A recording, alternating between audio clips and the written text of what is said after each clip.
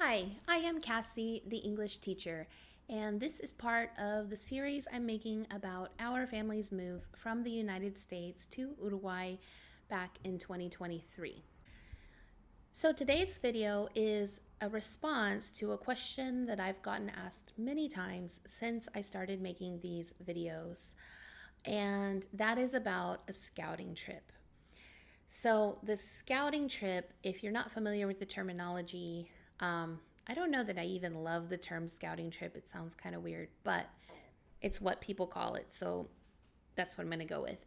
A scouting trip is when you're considering moving to another place, another country, and maybe you go visit for a week or two or a month to see if you like it first. And a lot of people do it. I'm going to make a whole video about how to do a scouting trip here to Uruguay. And I need to give you the disclaimer first before I get into this that my family did not do a scouting trip. We absolutely just moved here. Would I recommend that for everyone? Absolutely not. My family, we kind of have an attitude like, hey, we're pretty low maintenance. We roll with the punches. We're very outgoing. We can move anywhere and be fine as long as we're safe, right? So I didn't really even think about doing a scouting trip because I thought if it's everything that I am reading it is, Uruguay is the place for us anyway. So that's my disclaimer. We also were in a position because it was 2023 where if we didn't like it here, we could have moved somewhere else. So, there's also that piece of the puzzle. Okay, so with that disclaimer said, I want to talk about doing a scouting trip here. So people have asked me, because my school year is coming to an end. I'm a teacher, so I will have the summer off. And so I was asked by several people, hey, can you put together a scouting trip and maybe we can all come at the same time and you can guide us around? And so I started thinking about what would that look like? What would it look like to do a scouting trip that made the most sense? And you guys, I'm sorry, I'm a teacher. I think about everything kind of like in lesson plans. That's how I plan these videos. I plan the videos the same way I plan lessons for my students, right? So when you make a lesson plan, you kind of start off with a purpose. What do I want the students to be able to do at the end of this lesson, right? That's pretty critical to getting the thing right. So with a scouting trip, it's like, what is the purpose? I want people who come on a scouting trip, the biggest purpose is to rule out this country if it's not the right country for you. In my opinion, that is the whole point of a scouting trip, because before you spend all the money to move somewhere, you spend some money to travel there and rule it off your list and say, oh, we actually just hated it and we don't want to move there. And that little vacation part, like spending, saved you tens of thousands of dollars in moving, right? So the number one purpose is to determine if you are not going to like it here, okay? The number two purpose is to see if you can function here, like if you can make it, if you are capable of doing it, right? And so when I'm looking at that as a purpose and I'm thinking, what actually is a good scouting trip? What actually would make up a good scouting trip?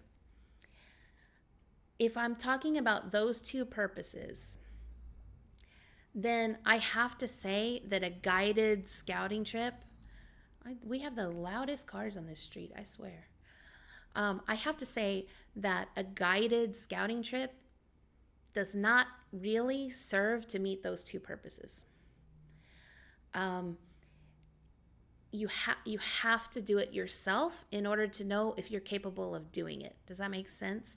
So fundamentally, the idea of if you can't navigate 10 days on your own here, how do you expect to move here and navigate life here is just kind of what kept coming to my mind. So I'm sorry, I am not going to do a guided scouting trip, mostly because I just don't think it serves you. I don't think it's a good idea for you to do, It would be like if I'm teaching you how to write an essay and I just tell you, okay, first write this sentence, second write this sentence, third write this sentence. You didn't learn how to write an essay. You learned how to transcribe. That's about it, right? So, sorry, but I'm not going to offer that. So, what we're going to do today, though, is I'm going to talk about how you can create your own scouting trip and what I advise people to do while they're here to get the most out of their scouting trip. I've now met with so many people who are here on one and kind of gotten to know what is helpful, what's not helpful when they're here doing that. And so I'm just trying to kind of give you a basic rundown of what you should plan into your trip. I also have on my website a PDF file that's a free download scouting trip guide, and it teaches you things like how to take the bus, how to get around on the intercity buses, how to navigate the airport, how to money, cell phones, recommendations. Like, it's kind of got a little bit of everything.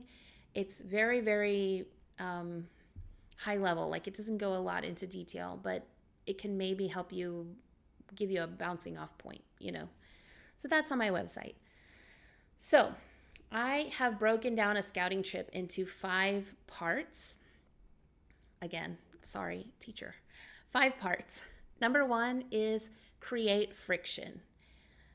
To me, this is the most important thing you can do while you're here. Create as much friction as possible. And what do I mean by create friction is put yourself in situations that are very uncomfortable and see how you respond. There's something about when you're trying to get something done and you can't convey what you're trying to say, and there's people all around you talking and you don't understand what they're saying, that is very, very stressful, right? And there are people who cannot handle that. Just, you can't. And that's okay. That doesn't make you a bad person. But there are some people who just in that situation would freeze and say, okay, I don't like this at all. And I think you need to put yourself in those situations to find out if you can tolerate it. Because if you move here, you're going to be in that situation every single day. You are going to have to do things constantly that put you in the situation of having to fumble your way through a conversation. Uruguay is not a place that has a ton of English speakers. It's growing. People are learning English more and more, and especially with younger people, usually people around here will know some, but you are going to have to fumble through in Spanish, and you need to make sure that you force yourself to do that, right? That's really, really key. So a couple of things I recommend to do that. And if you take a scouting trip here and you don't do this thing, you've wasted your trip, in my opinion, because this thing is going to give you such a great little glimpse into life here, okay? So please do this thing. You need to take the bus, and you need to get a bus card in order to take the bus. So this is in my scouting trip guide. It's literally step by step how to do it in English, like explain to you how to do it. So you don't have an excuse. You have to do this. I promise you, you have to do this. The reason you have to do this is because getting the bus card happens at Abitab. Abitab is everything here. You are going to be in Abitab for so many things, from paying electric bills, paying your landlord, getting your bus card, reloading your bus card, buying tickets to carnival events. Like, Abitab, you cannot exist without Abitab here. So you might as well see what it's like to go in one. Because Abitab, like, usually the people are somewhat patient, but they're behind a glass. That makes it much harder to hear. And they're just like no nonsense. This is like a financial services bank type company. So they are not, you're in and out. And if you don't know what's going on, they will be like, hey. So if you can navigate an Abitab and getting your bus card, woo, you're going to feel so good about yourself. You're going to be like, I did it. I'm capable. I can totally do this, right? So definitely get your bus card. And then also take the bus. Figure out how to take the bus. I have a video on my channel that's called Do You Need a Car to Live in Uruguay, I think. And at the very end of the video is how to take the bus around Montevideo. And it literally shows pictures and like exactly what to do. Again, it will walk you through it step by step so you know what to expect and you know what to do. But just taking that bus, getting the bus card, taking the bus, I always brag about how Uruguayans are so patient and kind and lovely. And I would say the least patient people in Uruguay are the bus drivers and the people who work at Abitab. So if you can get by those, you're good to go. So again, friction, so that you find out if it's horrible for you to do that, you're probably going to say, maybe this isn't the right country. Maybe I need a country with more English speakers or whatever, right? First of all. Second of all, if you can do it, it's going to build up confidence, and you're going to go back home knowing, okay, you know what? I went there, I did things. I'm pretty sure that I can figure out how to do all of the other things. Like I did this thing. I'm certain that I can now go set up my cell phone, go set up my internet, go set up my electricity. I can figure it out, right? So I think that that's like the best thing you can do. I'm sorry I've talked for so long on this, but I really want to, if I'm a teacher and you're the student, this is like the bulk of the exam, okay? Do this task. Also take a taxi. Just taxis are also pretty impatient, and you have to tell them the street corners usually, not the address. So, practicing that whole exchange is also good. And Uber works, but like that's cheat mode, right? I use Uber when it's like all of us are going somewhere and we have to be on time. I'll use Uber, but that's cheat mode.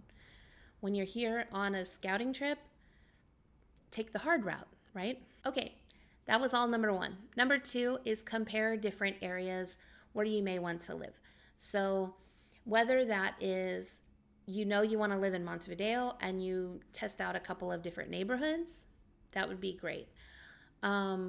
Or if you're looking at different cities, maybe you spend a few days in Montevideo and then you go to Piriápolis or Minas or I don't know, wherever you're thinking about going, test out those places for a day or two. And, don't do the touristy things again, like go in a grocery store, walk around, do, the things, everybody here, their favorite thing to do is like go to the Rambla. There's a Rambla in every town. If it's on the coast, go there, hang out, see how people interact, see how people exist, right? And see, if you just like the vibe of the town, Number three, meet with professionals. Okay, this is going to vary person to person based on your needs, but probably you'll need to speak with an immigration specialist. You can usually set that meeting before you come down. You will want to meet with, maybe go into mutualistas and ask for quotes on, the mutualistas are the private healthcare systems, and ask for quotes for your situation. That would be great because then you would have firm numbers. I also have on my website a list of English-speaking service providers. If you look on that list, Doc is an English-speaking doctor here in Montevideo, and she will meet with you even before you come down to talk about like if your medications are available here, if all like whatever your medical needs are, if they exist here, if they're how to get them here, and which mutualista would be best for those needs. She's a saint, and everybody I know who has talked to her loves her. So she's on my list of service providers. So you could talk to her, and even before you come, and then maybe go into that mutualista and get a quote And then you would for sure know how much your healthcare is going to cost. That would be a good idea. Also, I should mention the immigration specialists I recommend are also on that sheet. And we're going to talk about next realtors. Those are also on the sheet. I shouldn't say realtor because that's like the branded name in the US. Real estate agents. I have 2 real estate agents that speak English that I recommend. They're both on the sheet as well. Both of them have, one is my agent, and then another is an agent that many people in the group I run have used and had good experiences with. So he's on there too. Maybe look at schools if you have kids. If you're looking at private schools or whatever, I'm sure they'll give you tours. If you're looking at public schools, on that list I'm talking about on my website, my Spanish tutor also knows a lot about the public school system, so you could talk with him about possible public schools.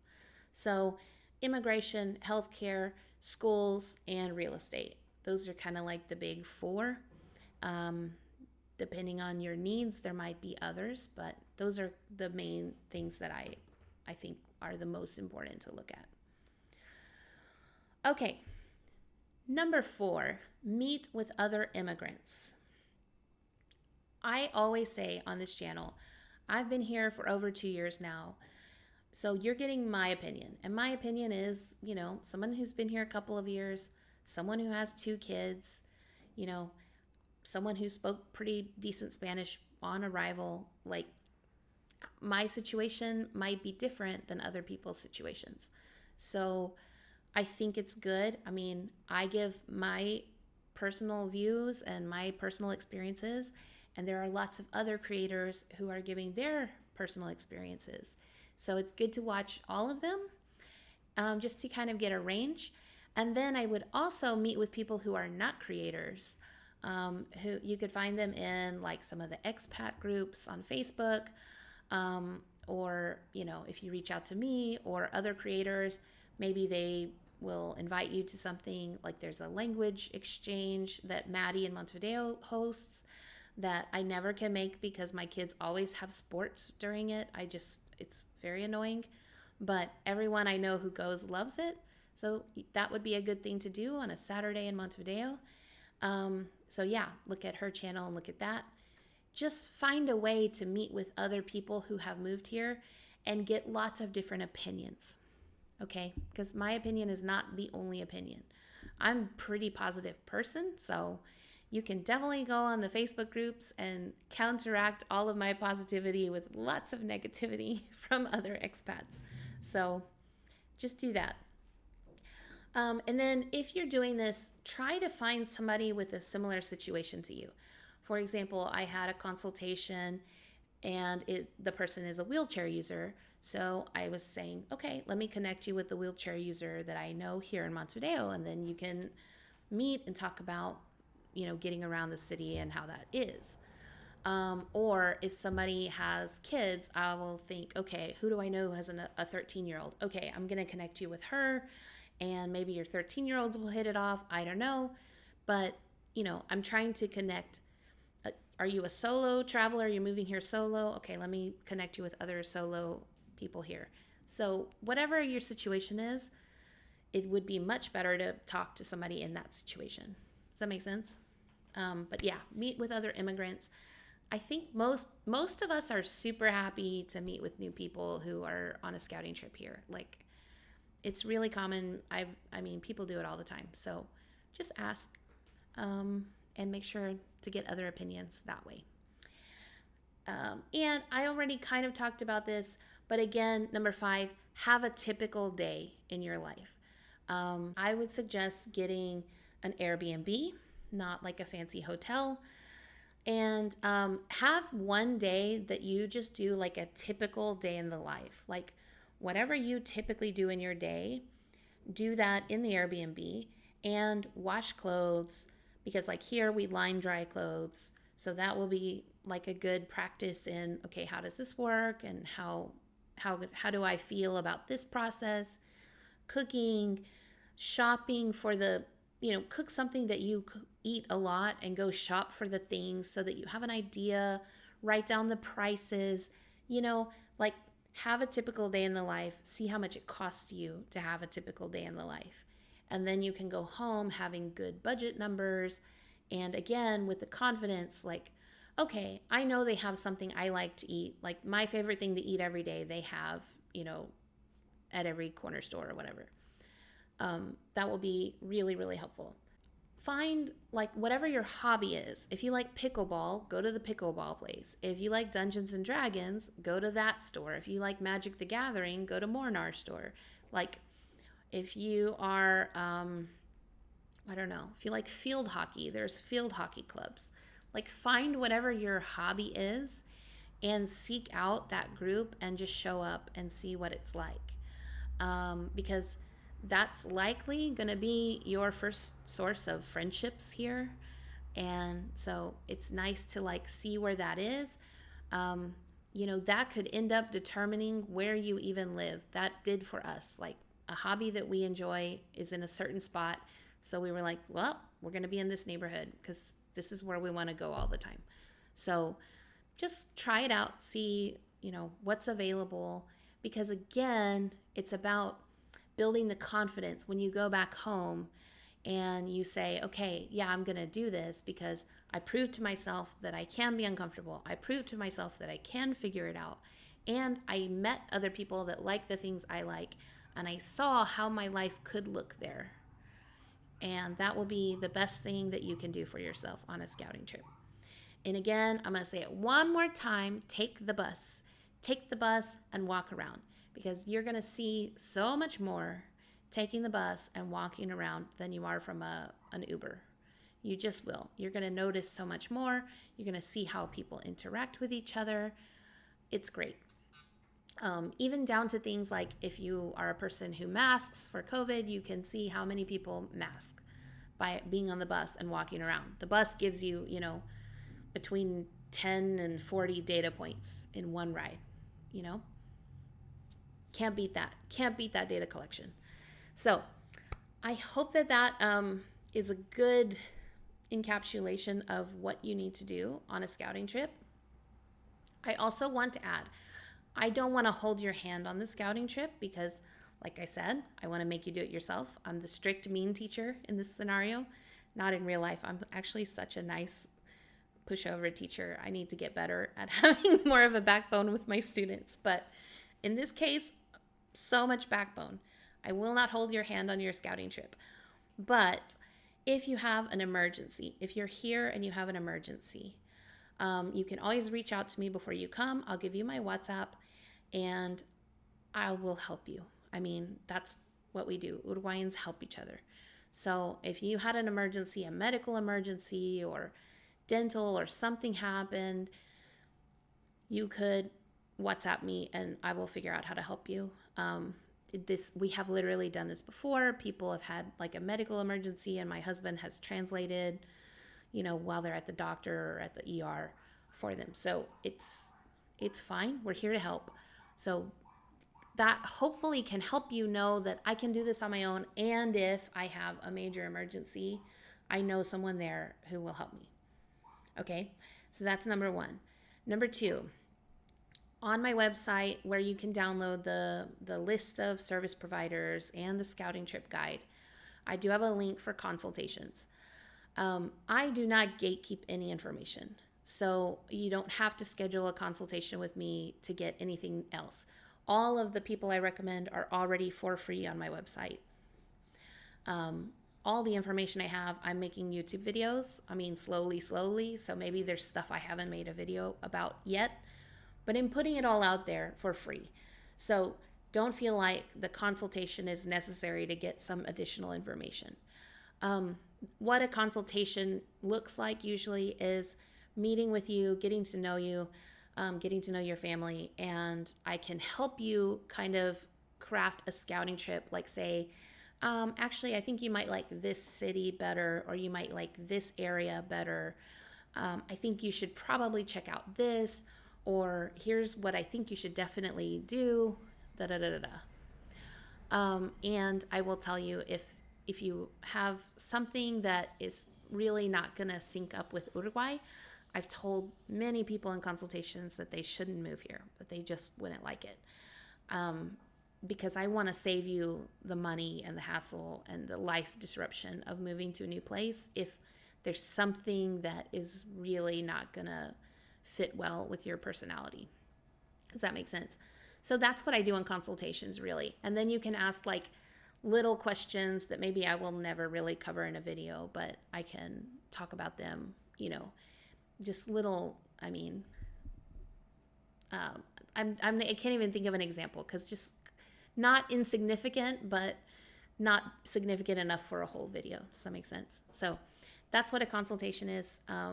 So that will be on my website too. Again, there's no pressure and all of the information is out there. So don't feel like you have to schedule a consultation to get more information. So sorry for all of the disclaimers, but I want to be really careful with my words and what I say. So that's what it is. Alrighty. I think that I've covered everything. Let me know if you're coming on a scouting trip. I also have a contact form on my website, so you can reach out to me that way too. Let me know if you're coming on a scouting trip. Leave in the comments if you have any questions. I'll try to answer them real quick. And I'll see you next time. Bye. Shimona.